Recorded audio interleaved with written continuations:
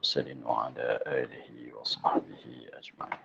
سبحانك لا علم لنا إلا ما علمتنا إنك أنت العليم الحكيم وتب علينا إنك أنت التواب الرحيم. رب زدنا منافعا ورحمة مستقيما وهداية للصالح ولا قوة إلا بالله العلي العظيم. لا حول ولا قوة إلا بالله العلي العظيم. اللهم من نعرف بأوامرك ونعرف به نواهيك وعسرتك والهم الملائكة المقربين واخرجنا من ظلمات الوهم وافتح لنا أبواب رحمتك وعلمنا أسرار حكمتك يا رب العالمين.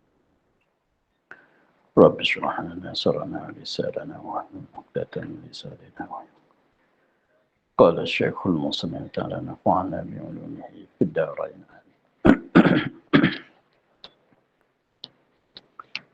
Sekian. Dan mustahil lawan yaitu ada sesuatu dengan ketiadaan tanda. Dan mustahil lawannya yaitu ada sesuatu dengan ketiadaan kandaknya.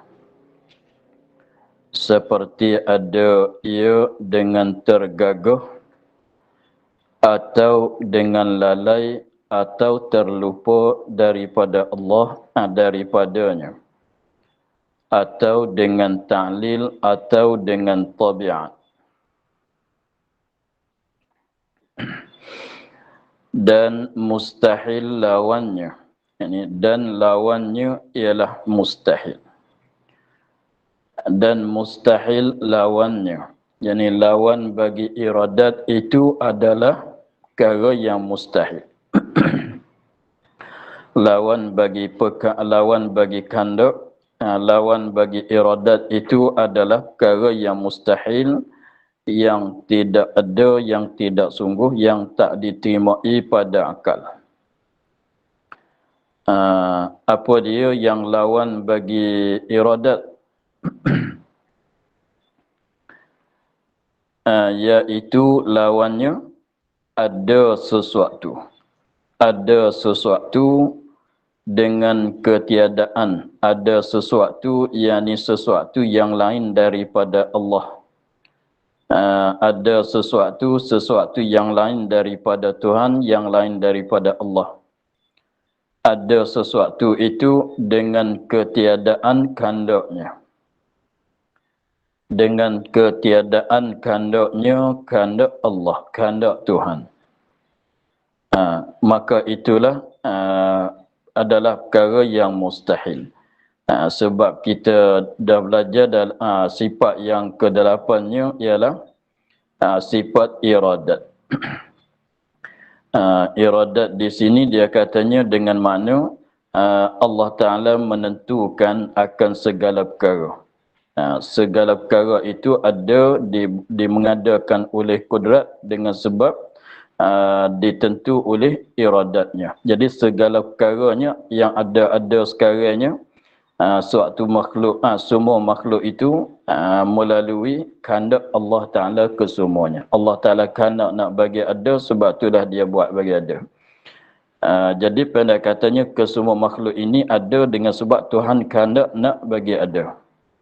Apabila dia kehendak nak bagi ada, dia buatlah. Apabila dia kehendak nak bagi ada, dia buatlah. Ia melakulah. Sebab dia dah, kalau kita mengikut dulu tu, maknanya ta'alluq bagi sifat iradat ialah taksis. Ialah Allah Ta'ala menentu, ta'alluq taksis. Lagi pulanya setengah daripada ta'alluq dianya ialah ta'alluq tanjizi qadim. Dengan maknanya Allah Ta'ala menentu akan segala perkara pada sedia kala dah. Apabila dia menentu pada sedia kala dah untuk nak ada, maka apabila sampai masa kudrat mengadakan. Jadi ada sesuatu daripada mana-mana makhluk ini dengan melalui takdir Allah, melalui tentuan Allah dan melalui mengada oleh Allah. Maka yang mustahilnya dia katanya ada sesuatu, sesuatu daripada yang lain daripada Allah dengan ketiadaan kehendaknya. Dengan ketiadaan kehendak yang dimaksud katanya dengan ketiadaan kehendak tu mana dengan ketiadaan ta'alluq oleh kudrat, oleh iradat. Dengan tidak ditakluk oleh iradat, mana tidak ditentu oleh iradat, tidak dikehendak oleh iradat Allah, tidak dikehendak oleh Allah. Tapi benda itu ada juga berlaku juga, padahalnya Tuhan tak kehendak nak bagi ada, tetapi benda itu ada. Tuhan tak kehendak nak bagi ada, tiba-tibanya benda itu ada. Maka itulah yang mustahil, sebab terlepas daripada kehendak Allah. Sebab yang wajibnya bahwasanya setiap-tiap perkara yang ada yang berlaku ini melalui takdir Allah, melalui ketentuan Allah, melalui kehendak Allah. Kehendak Allah telah dikatakan ta'alluq tanjizi qadim bagi Allahnya. Benda segala perkara ditentu oleh Allah Ta'ala kesemuanya. Sebab tu katanya mustahil lawannya ialah ada sesuatu yang lain daripada zat Allah dan sifat Allah dengan ketiadaan kehendak. Suatu benda tu ada, tapi Tuhan tidak kehendak untuk nak bagi ada dia. Suatu perkara itu berlaku padahalnya Allah tidak kehendak bagi nak berlaku dia. Maka itulah adalah perkara yang mustahil. Seperti ada ia, ni misal bagi ada sesuatu dengan tiada kehendak Allah. Seperti ada ia dengan tergagah.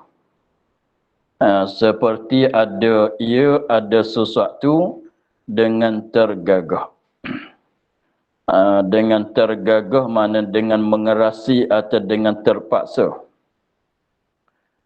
Jadi maknanya Allah buatkan suatu perkara atas jalan terpaksa. Apabila buat di atas jalan terpaksa, digagahi, dipaksai yang lain di atas Allah, maka jadi katanya Allah buatkan suatu benda itu bukan dengan kehendak dia. Contohnya kita manusia tu apabila dipaksa, diugup, dimenakuti di atas kita untuk membuatkan suatu perkara yang kita tak suka nak buat, maka terpaksa kita buat juga. Tetapi dalam hatinya tak nak buat. Dalam hatinya, kalau tanya kitanya, tak nak buat lah. Seperti contohnya seorang itu dia jatuh sakit. Dia jatuh sakit, maka dia ni jenis orang tak suka makan ubat. Dia ni jenis orang tak suka makan ubat. Maka apabila dia sakit tu dipaksai oleh anak dia, dipaksai oleh isteri dia, macam mana pun kena makan juga ubat. Macam mana pun kena makan juga ubat. Kalau tak makan tu tak sembuh penyakit. Jadi kalau mengikut hati dia, dia tak nak makan ubat. Tetapi dipaksa oleh keluarga dia, terpaksalah dia kena makan juga ubat. Tapi kalau tanya hati dia tu, nak ke tidak, dia tak nak. Sebab dia tak suka sama sekali makan ubat. Maka walaupun dia makanlah ubat itu sebab kena paksa. Tapi dalam hati dia ada suka rela ke tidak nak makan ubat, tidak ada. Maka itu pun jadi maknanya dia makan ubat dengan secara paksa saat itu, bukan dengan kehendak dia. Sebabnya sekiranya kalau tidak ada paksaan, kalau tidak ada tekanan, tentu sama sekali dia tak makan. Sebab dia tak suka. Begitulah. Jadi maknanya kalau buat apa-apa sesuatu dengan tergagah, maka dengan terpaksa, dengan kena tekanan saat itu, maka memanglah kehendak tu tidak ada. Kehendak nak buat suatu perkara tu tidak ada. Tetapi kalau suatu perkara tu kalau kita buat dengan suka hati kita nak buat, mana kita buat dengan sebab kita nak buat. Itu maknanya ada nak di kita. Begitulah kalau kita manusia. Kalau Allah Ta'ala yang mustahilnya, dia buat juga akan sesuatu, tetapi atas jalan terpaksa, atas jalan mengerasi, atasnya sebab ketekanan. Sebab ada ketekanan, jadi nak lari daripada buat tak boleh. Jadi terpaksa dia buat. Ketika buat dengan secara terpaksa saat itu, maka ternafi khandak. Sebab kita dah maklum bahawasanya setiap perkara yang ada, setiap perkara yang berlaku, itu sudah ialah perkara yang dimenentukan oleh Allah Ta'ala kesemuanya. Jadi buat sesuatu yang dia buat, sebab dia khandak nak buat. Sesuatu yang mana dia buat, dia melakukan dengan sebab dia khandak nak buat. Dia khandak nak melaku. Maka sekiranya kalau dia buat juga, buatkan suatu benda, menjadikan suatu benda itu ada. Tapi padahal dia tu tak khandak. Tapi buat juga tu sebab ada paksaan, ada gagahi, artinya ada mengerasi di atas dia. Maka membuatkan sesuatu padahal dia tidak khandak dengan sebab tergagah, itu adalah perkara yang mustahil. Sebab tu kita katanya Allah Ta'ala itu sebagaimana sebut dalam Quran tu fa'alun lima yurid. Fa'alun yang sangat membuat akan perkara yang dia khandak. Kalau dia tak khandak, malam yasha' lam yakun. Barang yang tiada khandak, dia tidak ada. Mana kalau dia tak khandak, dia tak buat. Maka benda itu tidak ada. Malam yasha' lam yakun. Masya'a kana. Barang yang dia khandak nak bagi ada, maka dia buat bagi ada. Begitulah. Jadi sebabnya, kita ingat satu kaedah katanya setiap-tiap perkara yang berlaku, setiap-tiap perkara yang ada yang daripada makhluk ini melalui kehendak Allah. Apabila kehendak nak bagi ada, maka membuat itu ialah takluk kudrat. Inilah daripada katanya menentu oleh iradat dan membuat oleh kudrat. Itulah daripada itulah katanya kena atas qada dan qadar. Qada itu ialah Allah Ta'ala menentukan sesuatu untuk nak jadi begitu, nak jadi begini. Sampai masa Allah Ta'ala mengada. Mengada membuat tu ialah qadar. Itu suatu perkara yang mustahil ialah Allah Ta'ala buatkan sesuatu perkara, jadi adalah sesuatu itu tetapi dengan tergagah, dengan dipaksa, dengan dimengerasi di atas Allah untuk membuatkan. Itu menafikan sifat kehendak. Menafikan kehendak, melawani dengan kehendak. Satu jenis. Atau dengan lalai. Dia buat juga, tetapi buat tu dengan secara lalai.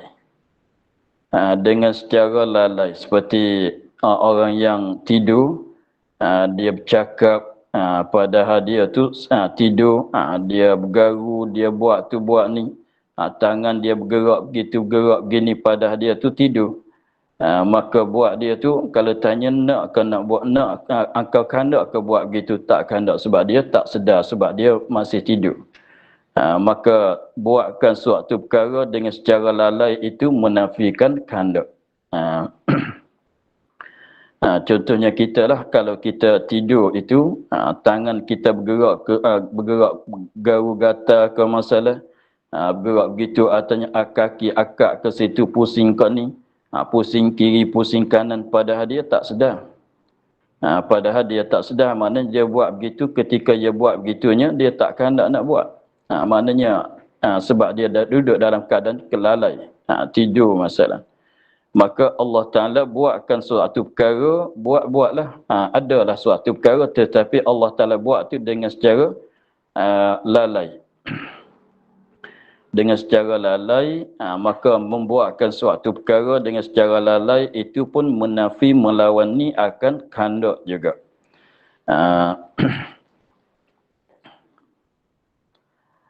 Atau terlupa daripada Allah. Maknanya terlupa itu berlaku daripada Allah. Terlupa daripada Allah maknanya berlaku daripada Allah.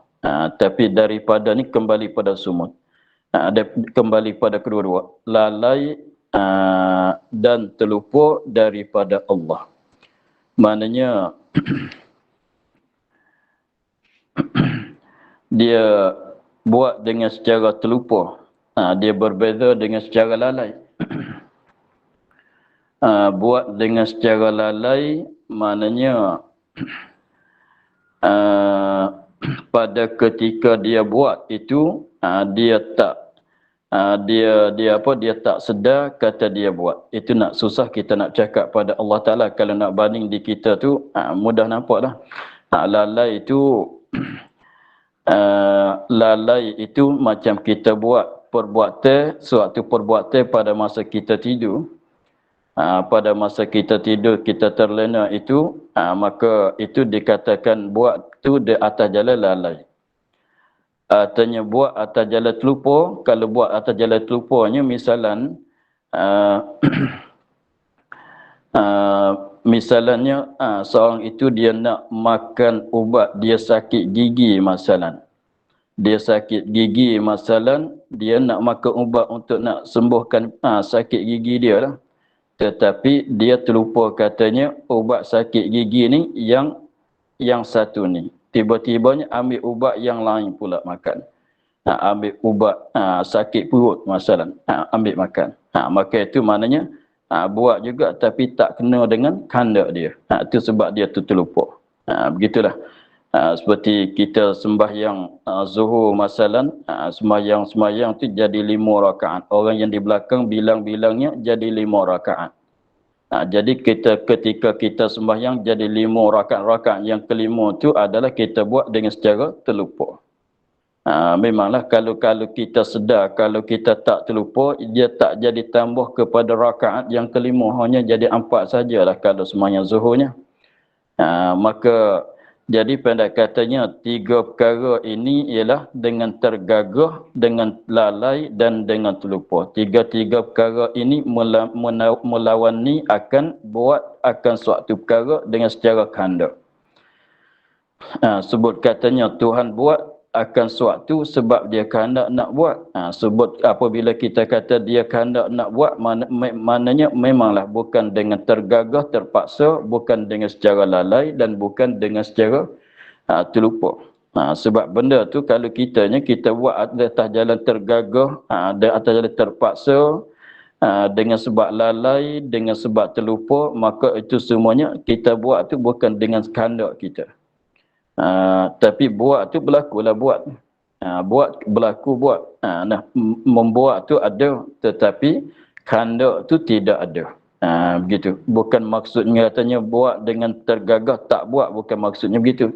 Dengan lalai itu mana tak buat, lupa nak buat, bukan begitu. Jadi buat ke semua-semuanya dengan tergagah, dengan lalai, dengan terlupa. Yang tiga perkara ni berlaku kepada Allah, berlaku di atas Allah, berlaku daripada Allah. Jadi dah buat tapi bukan kehendak. Dia dah buat, dia mengadakan, dia membuatkan, tetapi bukan dengan kehendak, bukan dengan sebab tergagah. Dah buat, dah mengereja, dah buat, dah melaku, tapi bukan dengan kehendak, bukan dengan sebab lalai.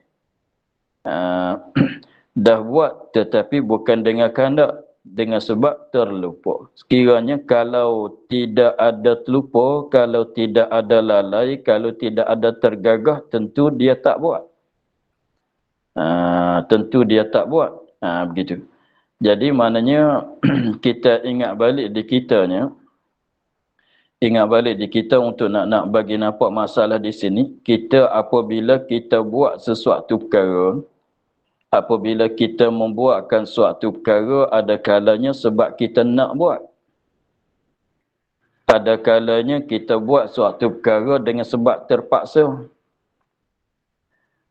Ada kalanya kita buat suatu perkara dengan sebab lalai. Kalau ada juganya kita buat suatu perkara dengan sebab terlupa. Terlupa, apabila terlupa tu jadi maknanya salah buat. Maka semuanya itu berlaku, perbuatan itu dah berlaku.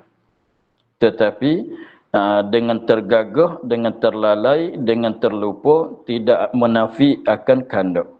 Sebab kita tu, cuba kita ingat, tengoknya kalau kita lapar itu, apabila kita dalam keadaan lapar masalah, maka naklah kita kepada makan nasi masalah. Naklah kita kepada makan nasi. Nak makanan, nak kepada makanan. Nak makan akan makanan. Ketika kita dalam keadaan dahaga itu, naklah kita kepada minuman. Apabila kita menghadap kepada hidangan, kita pun makan. Maka makan kita tu dengan kehendak kita. Makan kita tu dengan kehendak kita sebab kita dah lapar, ingin sangat kepada makanan. Kita buatlah perbuatan makan itu dengan kehendak kita. Tetapi kalau buat bukan dengan kehendak, maknanya dia akan masuk buat dengan sebab tergagah, buat dengan sebab terlalai, buat dengan sebab terlupa.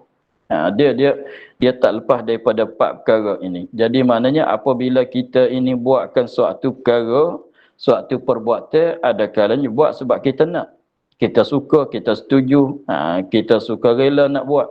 Ada kalanya buat tu dengan secara lalai, dengan secara terlupa, dengan secara tergagah. Maka tergagah, lalai, terlupa, dia melawanikan kehendak. Begitulah. Bukan maksud katanya lalai, maknanya lalai tak teringat nak buat, jadi tak buat lah. Bukan maksud gitu. Atau terlupa nak buat. Contohnya seorang itu dia terlupa nak solat masalah. Masuk waktu isya-nya, misalnya kita kata dia ni biasanya sembahyang isya kat masjid.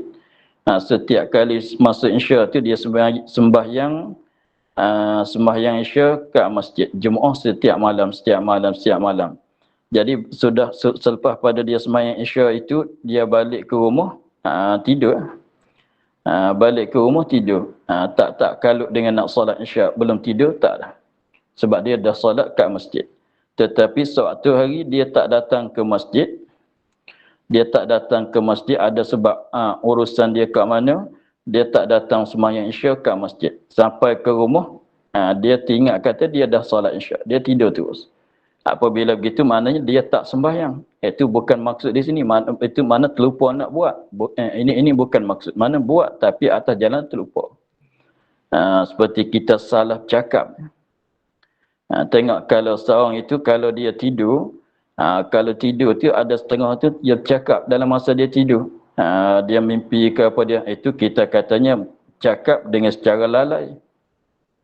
Tapi ada juga kita cakap nak sebut rumah, jadi keluar daripada mulutnya kereta. Nak sebut kereta, keluar daripada mulutnya rumah. Masalah. Jadi mana perbuatan kita, perkataan kita kereta itu masalah, tapi kita takkan nak, kita nak cerita hal rumah. Begitulah. Jadi tiga perkara ini melawani akan kehendak kesemuanya. Tergagah atau terlalai ataunya terlupa. Jadi mana buat jugalah. Jadi maknanya buat itu ada kalanya dengan cara kehendak, itu dah wajib bagi Allah Ta'ala. Buat tu sebab dia kehendak nak buat. Itulah yang wajib pada akalnya. Itulah yang kita pegangnya, kita aktikadnya. Yang mustahilnya buat juga tapi dengan secara terpaksa, tergagah. Buat juga tapi dengan secara terlalai. Buat juga dengan secara terlupa. Itu dikatakan masuk dalam perkara yang mustahil.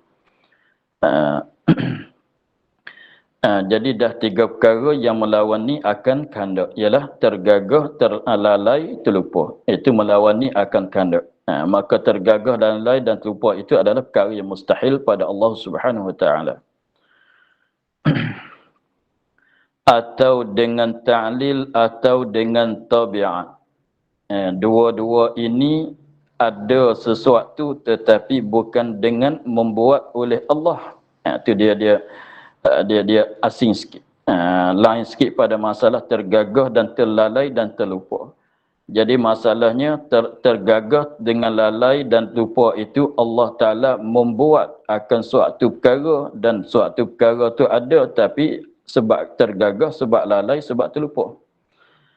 Adapun dengan ta'lil atau dengan tabiat di sini maknanya benda itu ada benda itu berlaku tetapi bukan dengan perbuatan Allah. Bukan dengan perbuatan Allah. Maka dengan sebab dia tu bukan dengan perbuatan Allah, Allah nak buat melalui kehendak. Maknanya bukan dengan perbuatan dia, maknanya bukan dengan kehendak dia jugalah.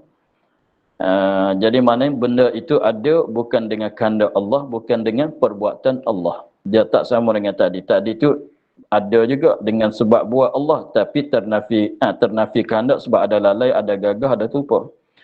Adapun di sini ada suatu benda bukan Allah Ta'ala menjadi, dan bukan Allah Ta'ala kehendak nak menjadi. Macam mana dia? Nanti kita tengok.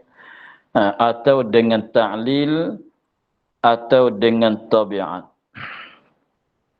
Ta'lil maknanya dengan sebab dikeranakan dengan suatu kerana. Dengan sebab dikeranakan dengan suatu kerana. Dengan tabiat, dengan asal kejadian dia. Tabiat dianya begitu. Nak banding bagi nampaknya, kita katanya dengan tabiat tu kita tengok jam kat dinding tu, dia berjalan satu minit, satu saat dia berjalan tu. Kalau kita tanya ada kehendak ke dia nak berjalan? Dia tak kehendak. Tapi jenis dia tu, jam tu dia berjalan. Jam tu dia berjalan. Tapi kita nak kata dia bergerak tu dengan kehendak dia, memanglah sama sekali dia tidak ada hati. Nak kata ada kehendak tak boleh. Tapi tabiat dianya, itu nak bagi nampak tabiat sepitah lalu dulu. Jam kadini tu, dia jarum yang paling panjang tu bergerak. Asalnya daripada betul dengan satu, lama-lama betul dengan dua pula, lama-lama betul dengan tiga pula, lama-lama betul dengan empat pula.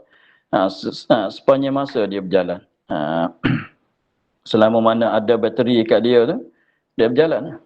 Tapi kalau tanyanya, dia kehendak ke tidak, memang tak kehendak. Tapi jenis dia berjalan. Dia tak semacam kita manusia, binatang-binatang, kalau kita buat apa-apa tu kena tanya tu, kalau tidak dengan kehendak, dengan lalai, dengan tergagah, dengan terlupa. Tapi kalau jam sana itu, jarum dia tu berjalan bergerak tu, memang kita nak kata dengan kehendak pun tak boleh, dengan tergagah pun tak boleh, dengan terlalai pun tak boleh, dengan terlupa tak boleh. Sebab jam itu bukan jenis benda yang ada hati. Begitu. Dia kalau kita manusia ni, kita buat tu kena tanya, nak ke kau buat begitu? Kau nak buat ke begitu? Artinya kau kena paksa ke? Kau lalai ke? Kau terlupa ke tidak ketika buat begitu? Tapi kalau jam dia berjalan, kita tak payah tanya dia berjalan tu apa dia, dengan kehendak ke, dengan tergagah ke, dengan terlalai, dengan terlupa. Semuanya tidak ada, empat perkara tu tidak ada. Empat perkara tu pada jam yang gerak tu tidak ada. Apa? Dengan kehendak, gerak dengan kehendak, berjalan dengan kehendak pun bukan. Bergerak dengan terpaksa, dengan tergagah pun bukan. Bergerak dengan secara lalai pun bukan. Bergerak dengan cara terlupa pun bukan. Bahkan kita katanya tabiat dia, jenis dia tu, kalau masuk elektrik dia berjalan. Itu katanya tabiat. Dia katanya atau dengan ta'lil, dengan dikeranakan suatu kerana. Jadi seperti dia misal lagi keratang tu gerak cicin yang ada di jari. Kenapa cicin bergerak? Sebab jari bergerak. Kenapa cicin tu bergerak? Sebab jari itu bergerak. Dia macam mana masuk gitu? Sebab kita katanya, kita apabila kita pakai cicin di jari kita, apabila kita pakai jam di tangan kita, kita nak ke tidak? Kita untuk nak menggerakkan jam, untuk nak menggerakkan cicin di jari. Kita tak kehendak. Misalnya kita katanya di jari kita tu ada cicin, habis tu kita gata, apabila kita gata tu kita garu. Kita garu tu nak menggaru, nak menggerakkan jari, nak menggerakkan tangan untuk nak garu gata tu. Tetapi dengan sebab di jari ada cicin, di lengan tu ada jam, maka cicin pun ikut bergerak juga. Cicin tu pun ikut bergerak juga. Jam di tangan pun ikut bergerak juga. Tapi kalau tanya hati kitanya, kita nak menggerak ke tidak cicin, kita tak bergerak. Tak nak menggerakkan cicin, kita nak menggerakkan jari kita untuk nak gaul gatal. Ya. Begitu juga ketika kita pakai jam tu, misalnya apabila tangan kita bergerak, maka jam yang di tangan kita pun ikut bergerak juga. Tapi kita bukan sengaja nak menggerakkan jam. Bukan kita sengaja nak menggerakkan jam, kita nak menggerakkan tangan kita saja. Tetapi dengan sebab tangan tu ada jam di situ, maka tangan bergerak, jam pun ikut bergerak juga. Jadi mana gerak jam kerana gerak tangan. Itu ta'lil. Gerak cicin kerana gerak jarinya. Itu nak bagi nampak rupa gerak itu dengan ta'lil. Begitulah. Atau dengan ta'lil atau dengan tabiat. Yani atau ada sesuatu dengan ta'lil atau dengan tabiat. Ada sesuatu yang lain daripada Allah Ta'ala, bukan dengan sebab dijadi oleh Allah dengan kehendaknya, bukan ada dia tu sebab ilat atau sebabnya tabiat. Itu bagi kita nampak dulu sepital lalu. Tengok dia katanya, dan farak antara keduanya, dan farak jadi perbezaan di antara keduanya dengan ta'lil dan tabiat. Ta'lil dengan tabiat ini perbezaan dia macam mana?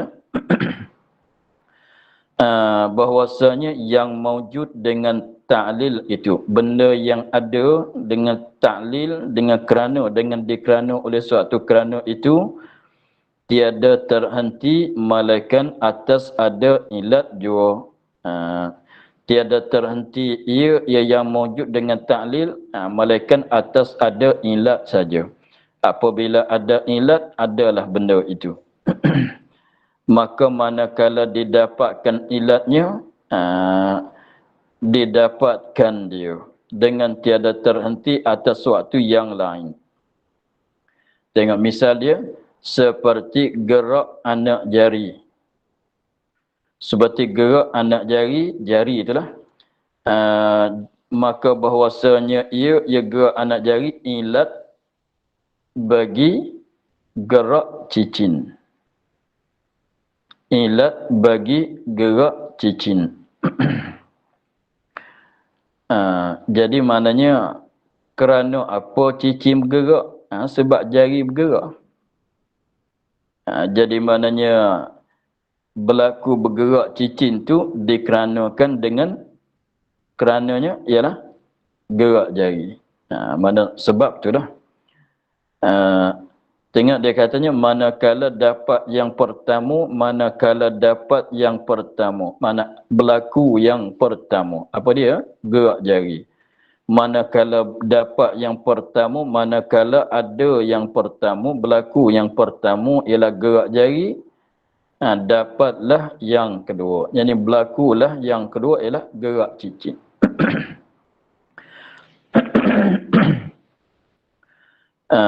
Itu nak rupanya rupa ta'lil tu. Jadi gerak jari itu ilat. Gerak cicin itu maklul, dikatakan maklul dia.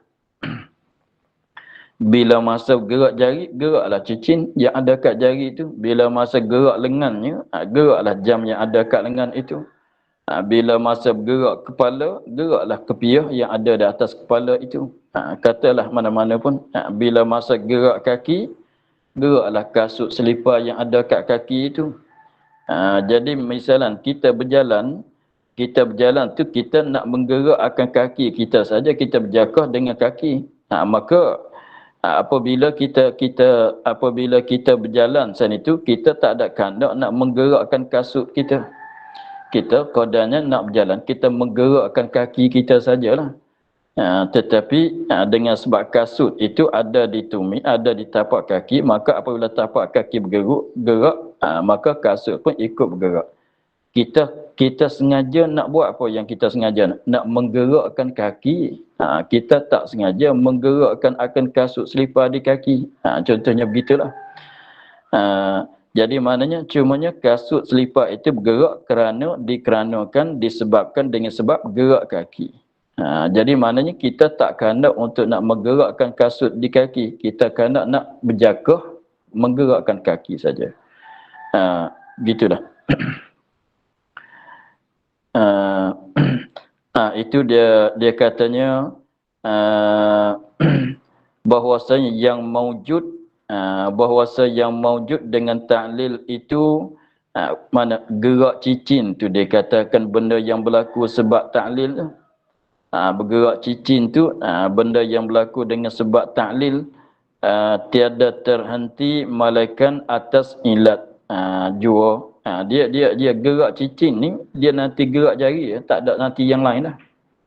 Dia nanti bergerak jari, jari bergerak dia ikut bergerak. Kalau jari tak bergerak, dia pun tak bergerak. Kasut yang ada di kaki itu, kalau kaki tak bergerak, dia tak bergerak. Dia nanti kaki bergerak. Apabila kaki bergerak, dia pun ikut bergerak. Dia nanti begitu ya. Manakala didapatkan ilat, apa dia? Gerak jari, gerak kaki, didapatkan dia. Didapatkan dia maknanya didapatkan gerak cicin itu, gerak kasut itu. Dengan tiada terhenti atas sesuatu, tak nanti ada benda lain lagi itu dah. Gerak kaki geraklah kasut, gerak jari geraklah cicin. Tak nanti ada benda-benda yang lain satu lagi pulaknya. Seperti gerak jari dia katanya, maka bahwasanya ia gerak jari itu ilat sebab bagi gerak cicin. Manakala didapat yang pertama bila masa ada bergerak jari itu, dapatlah yang kedua adalah gerak cicin. Begitu. Itu adalah kalau i'tikad begitu, maka salahlah kalau kita i'tikad begitu. Sebab ini membawa kepada katanya gerak cicin bukan kehendak Allah, bukan perbuatan Allah. Kalau kita i'tikad katanya begini, ini sebab tu masuk dalam benda yang mustahil. Berlaku suatu perkara dengan secara ta'lil ni adalah melawani sifat iradat. Adalah perkara yang mustahil. Sebab siapa dia i'tikad begitu, maka i'tikad dengan perkara yang mustahil pada Allah, maka itu adalah salah. Maka di sisi kita ahli sunnah wal jamaah, kita i'tikad katanya gerak jari itu adalah kehendak Allah, gerak cicin itu pun kehendak Allah yang lain pula.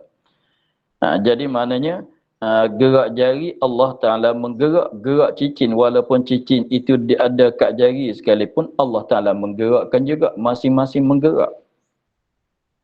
Allah Ta'ala menggerakkan jari, Allah Ta'ala menggerakkan cicin. Sebab kita i'tikad bahawa tidak ada sesuatu perkara daripada mungkin ini, tiada ada sesuatu perkara daripada mungkin ini yang adanya, yang berlakunya melainkan kerana Allah, melainkan dengan perbuatan Allah. Maka gerak jari pun adalah suatu mungkin, suatu perkara. Gerak jari, gerak cicin adalah suatu perkara yang lain pula.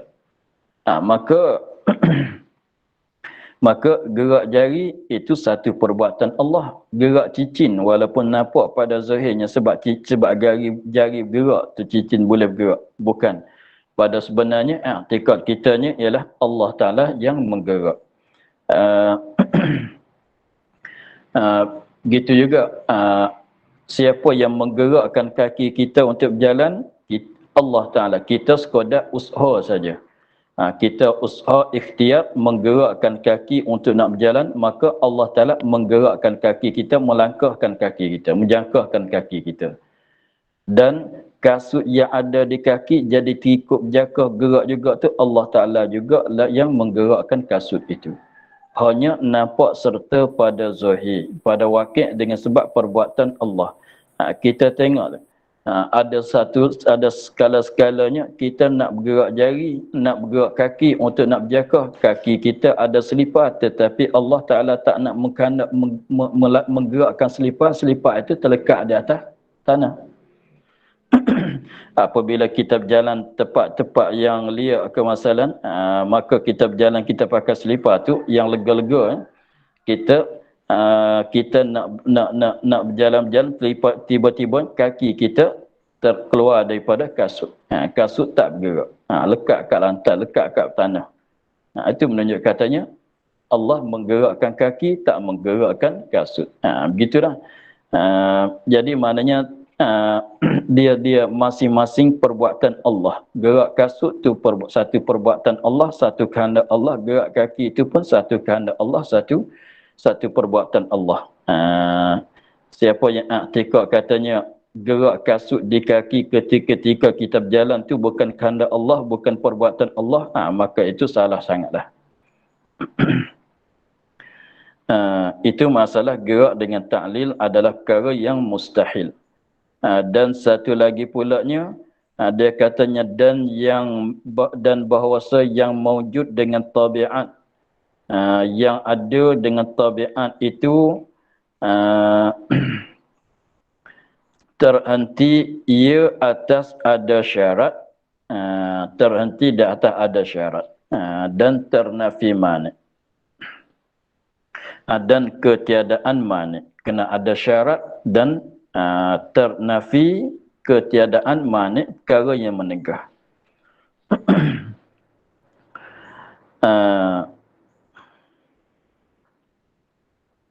Dia kalau dengan ta'lil tadi itu semata-mata ada ilat, dah berlaku dah dia. Semata-mata bergerak jari, geraklah cicin dengan tak ada syarat, tak kena ada syarat mana-mana syarat. Tak kira kena ternafi manik, tidak begitu. Tetapi masalah ada dengan tabiat tu, dia kena ada syarat dia kena ternafi manik dia. Ketiadaan manik dia. Seperti tengok dia buat misal, kita bagi faham sepatah lalu dah boleh. Seperti api. Kalau kita katanya tabiat api itu mengangus. Tabiat api mengangus. Memanglah kalau kita fikirnya, cuba kita buat fikir begini. Api itu apabila api sedang menyala, itu api apabila adanya, apabila kita ambil kertas masuk kat dia membakar akan kertas itu. Tapi kalau kita kata api itu sendirilah yang membakar, yang mengangus akan kertas, kalau kita tanya dia nak. Ada kehendak ke nak mengangus?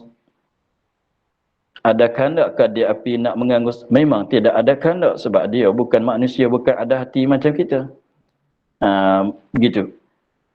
Api dia ada kehendak nak menganguskan kertas yang kita masuk, kertas yang terbakar saat ini tu. Memang tak ada nak. Tidak adalah nak sebab dia bukan ada hati. Tak ada sifat iradat, dia tidak ada di api. Sebab iradat tu dia ada, tak ada malaikat pada benda yang hidup saja. Iradat tidak ada malaikat pada benda yang hidup. Hidup dengan roh, seperti kita dan binatang-binatang begitu. Hidup Allah pun hidup juga sebab tu ada kehendak. Tetapi bukan dengan roh. Jadi mana benda yang tak hidup, tidak ada sifat hayat, memang ia tidak ada iradat. Sebab tu kita kata tadi tu jam tu nak kata ada iradat ke dia, ada nak ke dia, tak boleh sebab dia bukan masalah hati tak hati, masalahnya dia bukan benda hidup. Maka tidak ada kehendak. Maka apabila api sana itu, apabila kita ambil kertas masuk kat dia, tentu sama sekali dia mengangus. Itu kalau kita nak cakap dengan keadaan tabiat. Tapi kalau nak cakap dengan i'tikad yang betulnya, dalam i'tikad yang betulnya, kita katanya yang menganguskan kertas yang masuk dalam api itu siapa? Allah Ta'ala. Bukan api. Memang dah begitu. Yang mengangus akan kertas yang masuk dalam api itu, siapa yang mengangus, yang membakarkan, ia adalah Allah Subhanahu Wa Taala. Sebab ingat kaedah katanya tidak ada perkara yang berlaku melainkan dengan perbuatan Allah, melainkan dengan kehendak Allah. Kalau Allah tak kehendak, tak buat, tak berlakunya. Tak ada. Begitulah. Maka masalah api tadi, apabila kita ambil kertas masuk dalam api, Allah lah yang mengangus. Sebab mengangus atau tidak mengangus itu adalah perkara yang mungkin. Apabila ambil benda masuk dalam api, kalau Tuhan kehendak nak mengangus, maka Tuhan menganguskan, membakarkan. Kalau suatu benda masuk dalam api, tetapi ada juga api tak mengangus, maka itu perbuatan Allah. Sebab mengangus atau tidak mengangus bukan perbuatan api, bukan perbuatan Allah. Tengok tu Nabi Ibrahim tu masuk dalam api. Masuk dalam api, sekiranya kalau api sendiri menganguskan Nabi Ibrahim, dah hangus, dah terbakar. Tetapi sebab tu menunjuk katanya apa dia? Allah yang mengangus. Dan mana-mana perbuatan tak berlaku melainkan dengan perbuatan Allah, dengan kehendak Allah. Bukan dia sendiri api. Begitu. Mana-mana pun ubat sekalipun. Kalau kita baca dalam khasiat dia ada zat begini, ada benda begini boleh menyembuhkan penyakit begini-begini. Apabila kita makan tu bukan ubat tu yang menyembuhkan penyakit, hanya Allah Ta'ala yang menyembuhkan. Tapi berlaku di atas sebab adat. Sebab kalau nak hilang, nak sembuh daripada penyakitnya, kalau tak makan ubat pun ramai orang yang sembuh penyakit dengan tak makan ubat, dengan tidak mengobati sekalipun. Sebab menyembuhkan penyakit itu adalah perbuatan Allah, bukan dia perbuatan ubat. Kalau sekiranya perbuatan ubat, kalau kita makan ubat, mesti kena sembuh kesemuanya. Kalau api itulah sendiri yang mengangus, tentu dah mati Nabi Ibrahim, dah terbakar Nabi Ibrahim. Padahalnya tidak. Kalau pisau itu boleh memotongkan, bukan dia Allah. Tidak adalah orang yang kebal. Itulah kesemuanya daripada perbuatan Allah Ta'ala kesemuanya. Seperti pisau yang tidak memotongkan leher Nabi Ismail apabila disembelih oleh Nabi Ibrahim. Maka itu bukan pisau. Yang meluka, yang apanya, kesemuanya Allah Ta'ala kesemuanya. Tapi Allah Ta'ala melakukan perkara itu mengikut adat-adat. Biasanya kalau masalah api, Allah Ta'ala bagi hangus. Begitulah. Jadi dia katanya seperti api. Api kalau nak cakap dengan bab tabiatnya, memanglah cakap bab tabiat ni kalau kira tu salah dengan i'tikad. Tapi kita nak urai bagi nampaknya untuk kita nak tolak. Bukan nak ambil pakai, bukan nak ambil i'tikad. Dia kata seperti api, maka bahwasanya tiada mengangus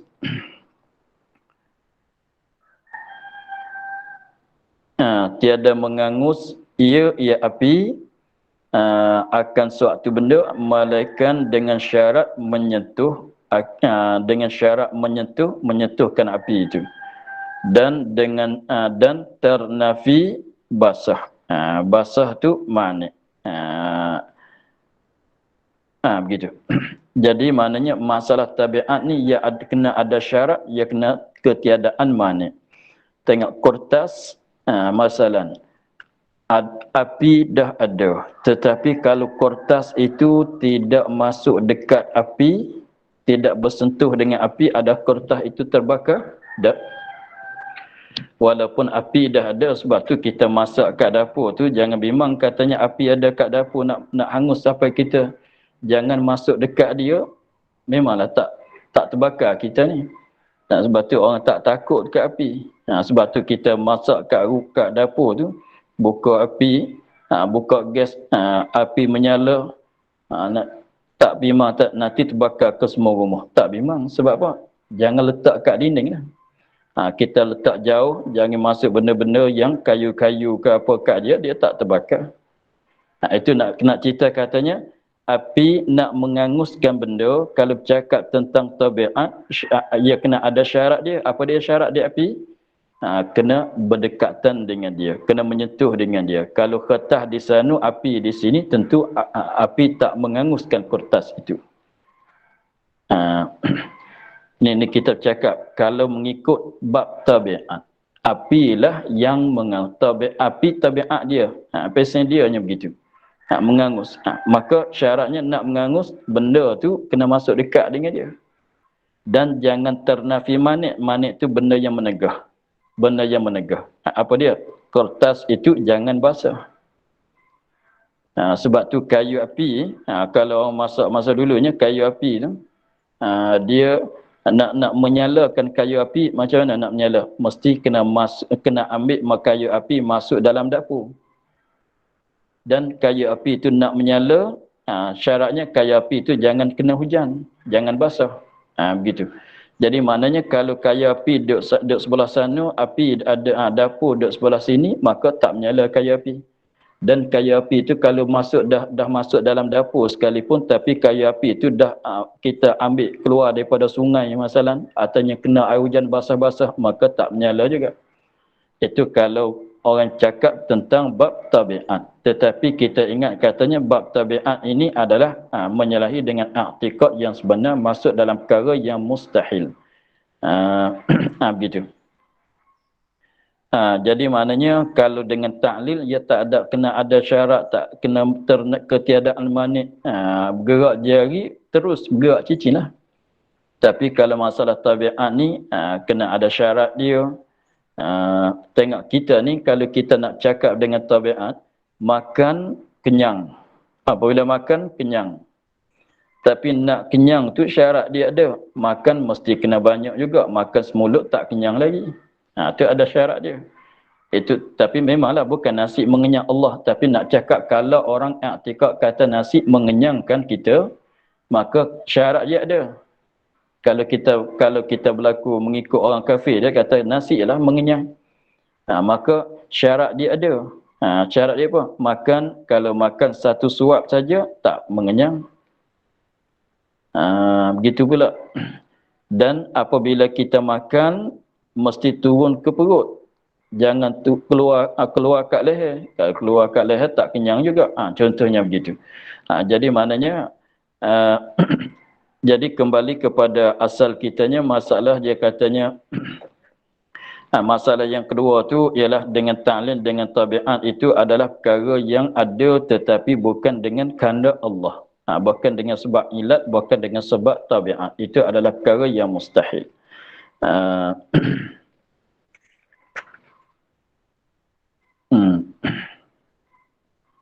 Sebab tu Musanif katanya, maka barang siapa i'tiqadkan bahawa sesuatu daripada makhluk ini memberi bekas dengan ilat atau dengan tabiat, yakni apa makna dengan tabiat?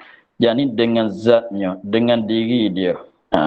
Dengan sendiri dia. Tabiat, kalau kita cakap jam tu tabiat dia berjalan. Jalan selama mana ada itu dia berjalan. Itu nak cakap pasal tabiat. Artinya tabiat api itu dia menganguh.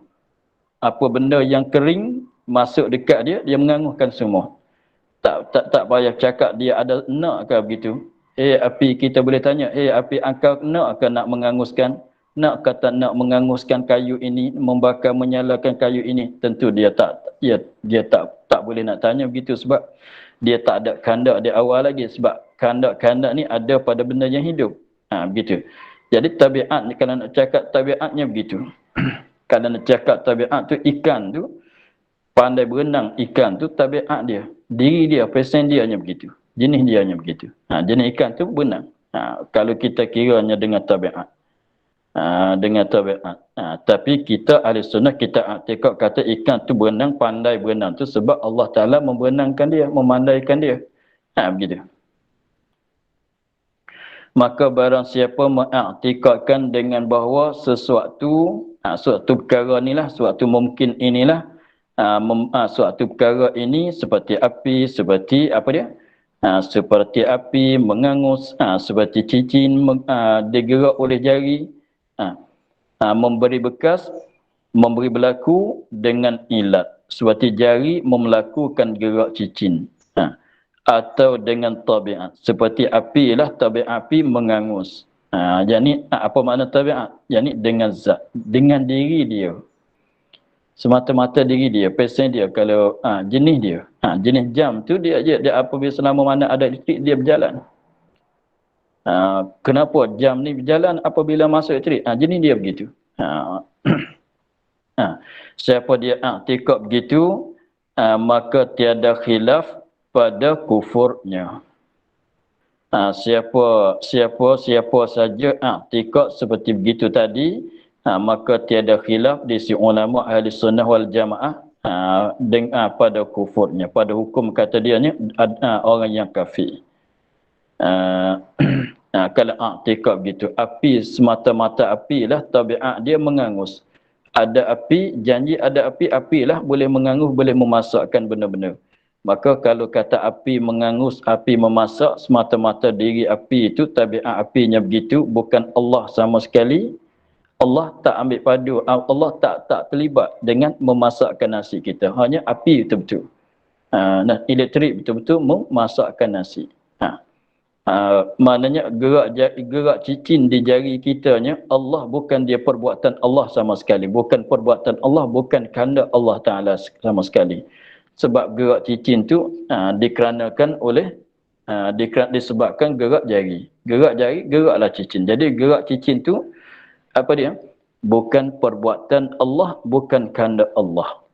Jadi maknanya di situ jadi kufur. Sebab kita menafikan kehendak Allah, menafikan perbuatan Allah. Gerak cicin tu bukan kehendak Allah, bukan perbuatan Allah. Memasakkan nasi itu bukan perbuatan Allah, bukan kehendak Allah. Bukan tabiat api memanaskan nasi di atas dapur.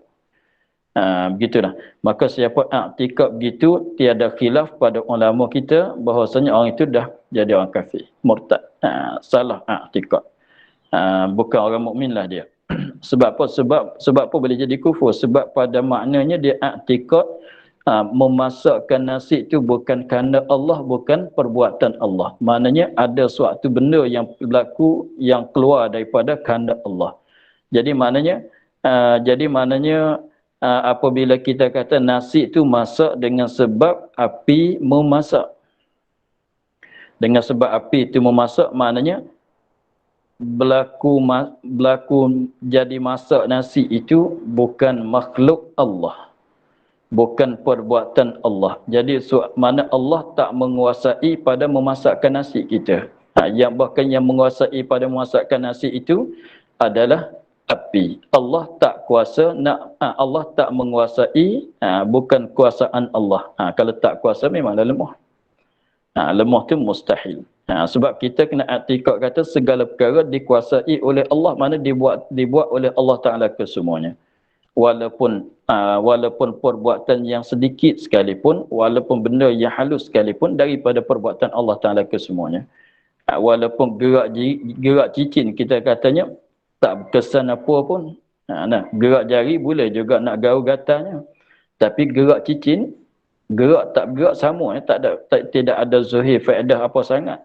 Tetapi walaupun begitu sekalipun, kita kena i'tikad katanya Allah menggerakkan cicin, Allah Ta'ala menggerakkan jari. Gerak jari satu perbuatan Allah. Gerak cicin itu satu perbuatan Allah yang lain pula. Bukan dan salah juga kalau kita katanya Allah Ta'ala sekadar menggerakkan jari sahaja. Cicin Allah Ta'ala tidak menggerak. Itu pun salah juga. Jadi kita kena i'tikad atas cicin pun digerakkan oleh Allah, menggerak oleh Allah, gerak jari pun menggerakkan oleh Allah Ta'ala juga. Kedua-dua tu perbuatan Allah lain-lain pula. Siapa yang i'tikad begitunya, itu tiada khilaf di si ulama bahwasanya adalah dia tu orang kafir. Itu i'tikad kitanya mestinya begitu. Jadi kita i'tikad begitulah sampai masa kita nak cakap tu, kita cakap mera'i adat tak apalah. Ubat ini boleh menyembuhkan penyakit begini-begini, itu kita mera'i adat. Cakap mengikut adat. Tapi kalau kita bercakap mengikut i'tikad yang sebenar, siapa yang makan ubat ini, insya-Allah Allah Ta'ala akan menyembuhkan penyakit begini-begini. Kita bercakap kalau betul dengan i'tikad. Siapa yang ambil letakkan suatu benda di atas api, insya-Allah Allah Ta'ala akan menganguhkan suatu benda itu. Kita cakap begitu. Tapi kalau kita nak cakap mengikut adab, cakaplah. Tapi jangan sampai pada i'tikad begitu. Pada adatnya kalau ubat parah itu boleh menyembuhkan sakit kepala, luka-luka begitu, hinggalah sakitnya. Begitulah. Itu nak cakap tentang adat. Habis.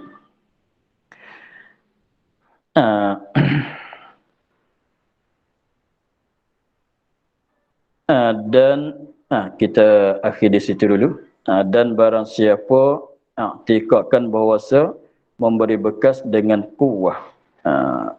Wallahu a'lam, alhamdulillah rabbil alamin. A'udzubillahi Bismillahirrahmanirrahim. Alhamdulillah rabbil alamin wassalatu wassalamu ala asyrafil anbiya'i wal mursalin wa ala alihi wa sahbihi ajma'in. Allahumma iftah lana futuhal arifin wa